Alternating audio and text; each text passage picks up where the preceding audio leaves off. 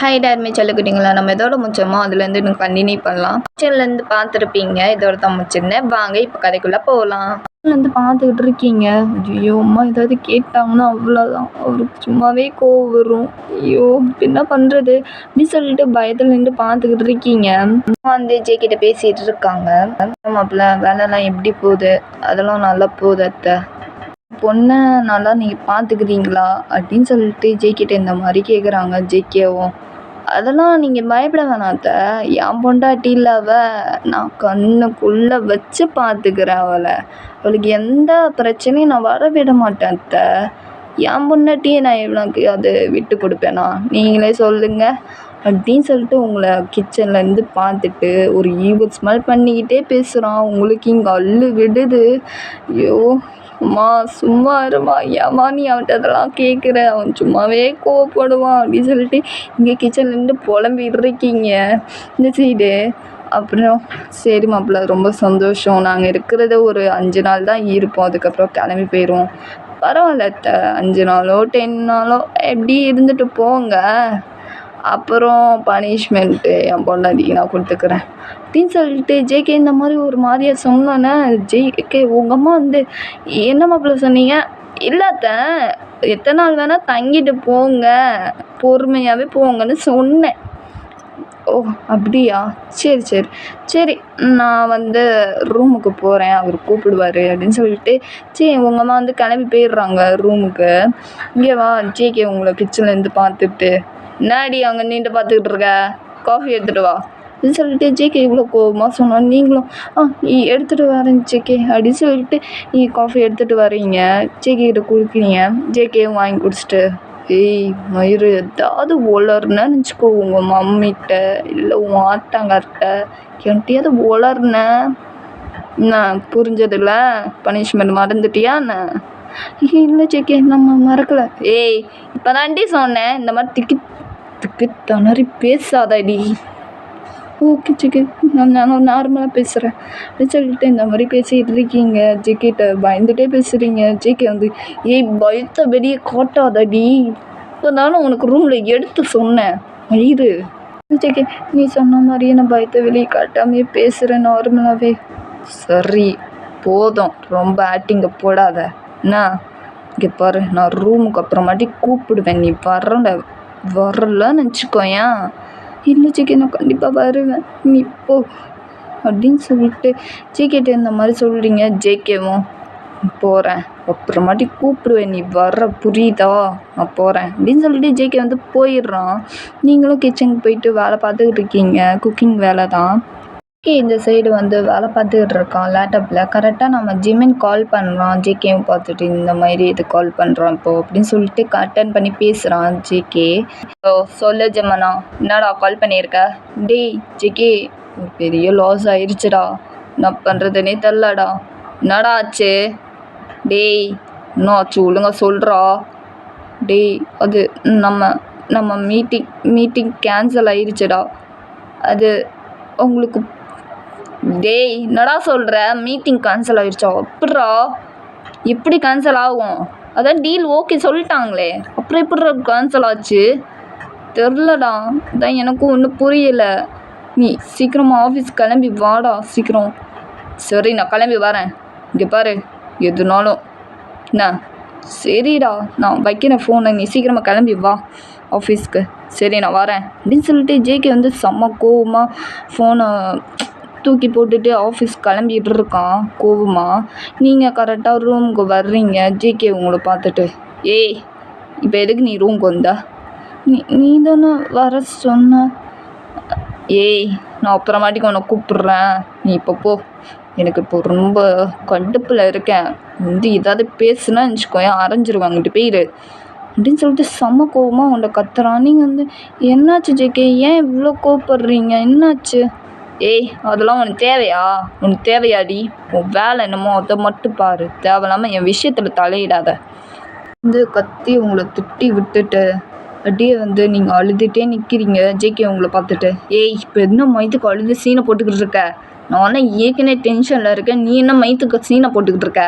இங்கே பாரு, நீ உன் சீன் போடுறதுக்கு டைலாக்லாம் வேறு எவன்ட்டையும் அது போய் காட்டு என்ன, ஏன்டா வேண்டாம் புரியுதா? சும்மா சீனை போட்டு அழுது இந்த நடிக்கிற வேலைலாம் என்கிட்ட வேணாம். நான் ஏற்கனவே செம்ம கடுப்பில் இருக்கேன். மேலும் கடுப்பில் கலப்புனேன்னு வச்சுக்கோ மவளையா ஹெவியாக பனிஷ்மெண்ட் கிடைக்கும் அப்படின்னு சொல்லிட்டு செம்ம கோவமாக கத்தி சொல்கிறான். நீங்கள் வந்து ஏன் ஜெய்கே ஏன் இப்படி கத்துற? நான் என்ன கேட்டேன்? உனக்கு என்ன ஆச்சு? ஏன் கூப்பிட்றதானே கேட்டேன். அது ஏன் இப்படி திட்டுறேன்னா நான் என்ன பண்ணேன்? நீ என்னடி பண்ணலை? ஐயோ இந்த நேரத்தில் வேற கத்த முடியல. ஏன்டி என் உயிரை எடுக்கிற? இப்போ உங்ககிட்ட பேசலாம் டைம் தான் வேஸ்ட்டு எனக்கு. நான் கிளம்புறேன் அப்படின்னு சொல்லிட்டு ஆஃபீஸ் கிளம்பிடுறான். ஜேகே வந்து கிளம்பி போயிடுறான். காரை எடுத்துகிட்டு வேகமாக போயிடுறான். நீங்கள் ரூமில் உட்காந்து செம்மையாக அழுதுகிட்டு இருக்கீங்க.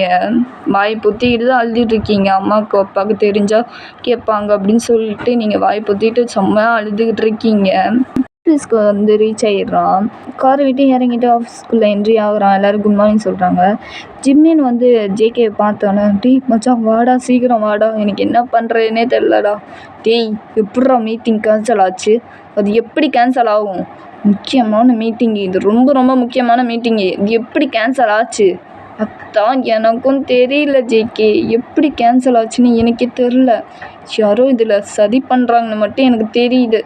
எவன்டா அவன் சதி பண்ணுறது? அவன் மட்டும் கையில் கிடச்சான் செத்தான் சிவனாண்டி.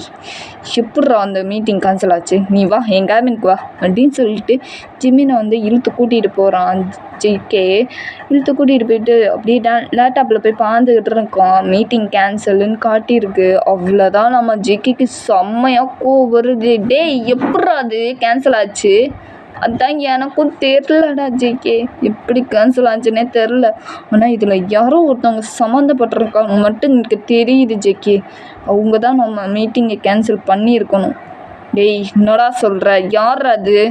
அதான் எனக்கும் தெரில ஜேகே, யாரு தான் தெரில. ஆனால் நம்மளை ஏதோ ஒருத்தன் வாட்ச் பண்ணுறான்னு மட்டும் தெரியும். எவனோ ஒருத்தன் நம்மளெல்லாம் வாட்ச் பண்ணிக்கிட்டே இருக்கான்னு மட்டும் தெரியுதுடா ஜேகே. இது ஒன்று மட்டும்தான் தெரியுது. டேய் அவன் எவன் நம்ம கண்டே பிடிச்சி ஆகணும். அவன் மட்டும் கையில் கிடச்சான் செத்தான் சிவனாண்டி. ஃபுல்லாக பண்ணி போட்டுறணும். சே ரொம்ப முக்கியமான மீட்டிங்கு எப்படி கேன்சல் அப்படின்னு சொல்லிட்டு செம்மையாக கோவம் வருது ஜேகேக்கு. அப்படியே டேபிள் ஒரே குத்து தான். ஜிமன் பயந்துடுறான். டேய் என்னடா பண்ணுற? டேய் நீ என்ன மயத்துக்கு பயப்படுற? நான் டென்ஷனாக இருக்கேன், நீ வேற போயிட்டாத.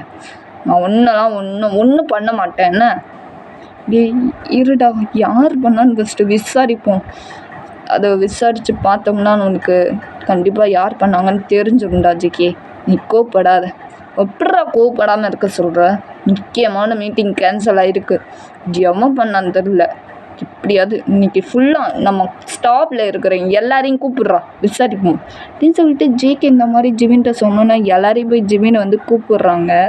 கூப்பிட்டோன்னே நம்ம ஜிமினை வந்து கூப்பிட்டோன்னே எல்லோரும் வந்துடுறாங்க. ஜேகே ஆஃபீஸில் எல்லாருமே இருக்காங்க. கேபினில் வந்து எல்லாத்தையும் பேசுகிறான். ஏய் யார் இந்த மீட்டிங்கு? முக்கியமான மீட்டிங். எவன் கேன்சல் பண்ணது? ஒழுங்காக அவன் என் கண்ணு முன்னாடி வந்து நின்றுங்க. எவன் கேன்சல் பண்ணதே சொல்லு, நீயா கேன்சல் பண்ண அப்படின்னு சொல்லிட்டு எல்லாத்தையுமே விசாரிக்கிறான் பயங்கர கோவத்தில். ஜிம்மினுக்கு இங்கே பயமாக இருக்குது. டே ஏன்டா இவ்வளோ கோவமாக விசாரிக்கிற? மெதுவாக விசாரிடா, பயப்பட போகிறாங்க. டேய் அதெல்லாம் எனக்கு முக்கியம் தேவையில்லை. எனக்கு இது ரொம்ப முக்கியமான மீட்டிங்கு. எப்படி கேன்சல் ஆச்சுன்னு எனக்கு தெரிஞ்சே ஆகணும் அப்படின்னு சொல்லிட்டு ஜிம்மினை திட்டி விட்றான். ஜிம்மின் அமைதியாகிடுறான். எல்லாரையும் போட்டு விசாரிச்சுக்கிட்டு இருக்கான். யாருக்கும் தெரியாதுன்னு சொல்லிட்டு இருக்காங்க. ஜிகேக்கு இன்னும் டென்ஷன் ஆகுது.